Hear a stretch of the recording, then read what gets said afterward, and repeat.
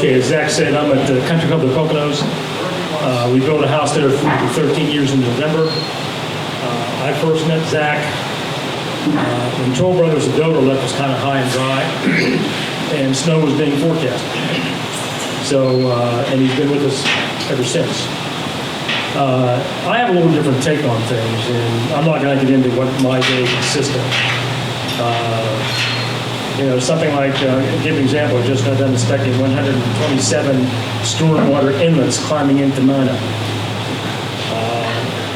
Is that stuff we should do? Probably not, if you take the job serious. But what I want to talk about to this company and its employees, and I know Justin very well. How many of you work at Country Club of the Poconos? Okay. And how many take care of the condos? My condolences. I know my shrub wants trimmed this way, I want my shrub trimmed that way, so on and so forth. But what I want to talk about is my wife and I have lived in 10 cities and 7 states, from Alaska to Florida, and places in between.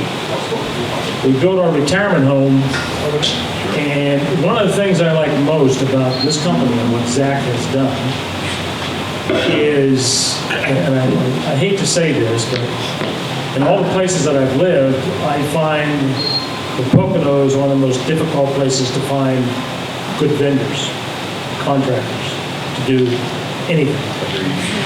Okay?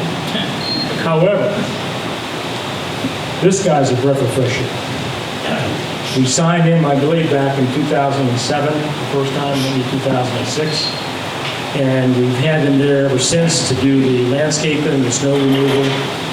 And Justin, who I probably call more than anybody. In fact, I think they put Trisha between me and Justin.